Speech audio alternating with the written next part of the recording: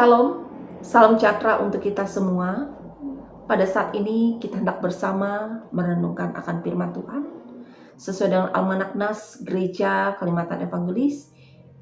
Firman Tuhan diperhadapkan bagi kita dari kitab Yehezkiel pada pasal 19 ayat 10 sampai dengan 14. Sebelum firman Tuhan ini kita renungkan, mari kita berdoa. Kita berdoa.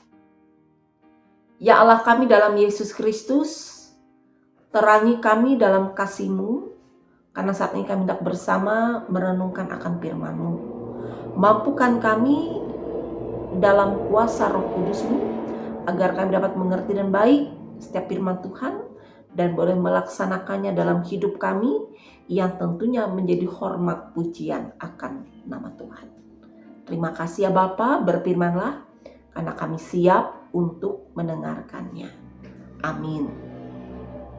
Jemaat Tuhan diberkati, perikop dari nas kita Yehezkiel 19 ayat 10 sampai dengan 14 ini mengatakan ratapan tentang Raja Israel. Nah, dari perenungan ini saya memberikan judul yaitu pemimpin yang taat.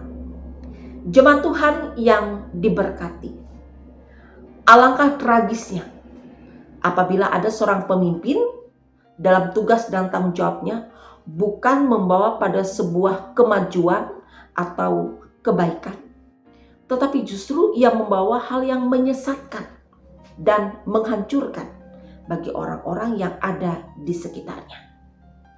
Yehezkiel adalah seorang nabi.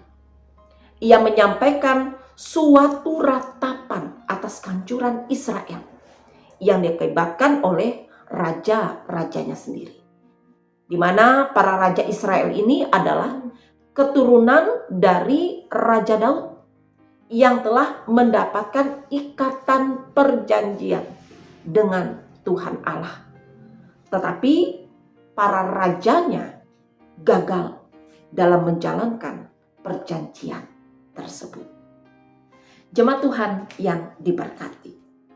Nah, dari perikop kita saat ini, Israel digambarkan pertama kali, itu dapat kita baca di ayat yang pertama, sebagai seekor singa betina. Di mana anak singa yang pertama adalah Yoahas, yang menjadi raja dalam usia 23 tahun. Ia berbuat jahat dalam kepemimpinannya, sehingga dalam tempo 3 bulan masa pemerintahannya, ia diangkut dalam pembuangan oleh Raja Firaun Neko ke Mesir, dan ia pun mati di sana. Nah, sebagai ganti dari Raja Yoahas, maka Yoyakim diangkat menjadi raja. Tetapi tidak lama kemudian ia wafat dan digantikan oleh Yoyakin. Nah, ternyata Yoyakin pun melakukan hal yang sama seperti Raja Yoahas, sehingga dalam masa 3 bulan pemerintahannya, ia juga diangkut ke dalam pembuangan oleh Raja Nebukadnezar ke Babel. Jemaat Tuhan yang diberkati. Gambaran kedua bagi bangsa Israel juga diibaratkan pada ayat ke-10 sebagai pohon anggur.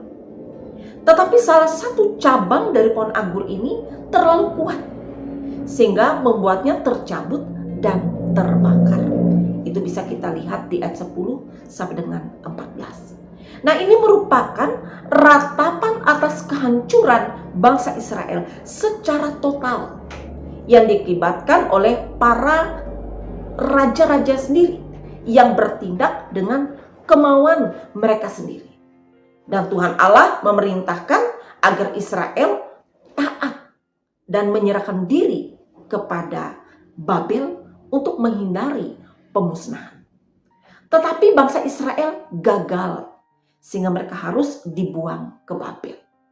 Dan Tuhan Allah telah menyatakan bahwa kehancuran Israel itu disebabkan oleh tindakan para pemimpinnya atau para rajanya yang tidak mau taat kepada Allah.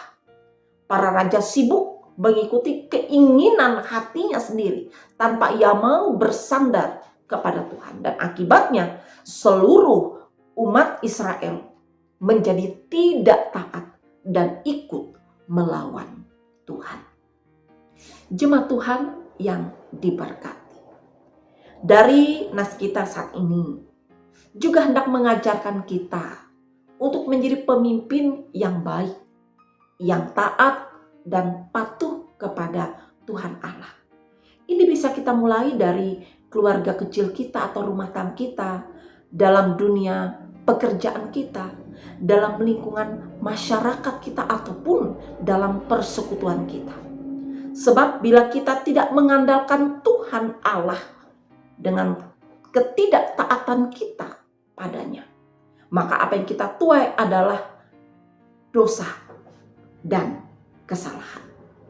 Banyak contoh jemaat yang diberkati, ketika seseorang pemimpin ia bekerja dalam ketidakjujuran dengan melakukan korupsi atau penggelapan uang, maka apa yang ia dapatkan? Yaitu penghukuman, dan ia pun berada di bui penjara. Tetapi bila kita yang saat ini dipercayakan untuk menjadi pemimpin dalam dunia pekerjaan kita, bahkan dalam dunia persekutuan kita, dalam rumah tangga kita, atau dalam lingkungan masyarakat kita, maka lakukanlah tugas dan peran kita tersebut dengan baik, dengan jujur, dengan benar, terlebih tetap mengandalkan Tuhan. Maka niscaya kita akan memperoleh sukacita, kita akan memperoleh kemenangan dan damai sejahtera. Terlebih bukannya kita saja menikmatinya, tetapi orang-orang yang ada di sekitar kita. Untuk itu, jemaat Tuhan yang diberkati, jadilah pemimpin yang taat, yang hanya bersandar di dalam ajaran dan kehendak Tuhan Allah saja. Niscaya berkat kasih Tuhan akan selalu beserta kita. Terlebih nama Tuhan yang dipermuliakan. Amin untuk firman Tuhan. Mari kita berdoa. Terima kasih ya Allah kami dalam Yesus Kristus. Kami telah mendengarkan akan firman-Mu. Tolong kami dalam setiap tugas dan tanggung jawab kami, bahkan peran kami sebagai pemimpin, baik dalam rumah tangga, pekerjaan kami, lingkungan masyarakat pun dalam persekutuan, kami hanya mengandalkan Tuhan. Kami hanya taat jujur dalam pekerjaan, terlebih nama Tuhan yang tetap kami permuliakan. Ampuni kami yang berdosa ini, layakkanlah kami untuk tetap hidup setia dan hanya mengandalkan Tuhan. Amin.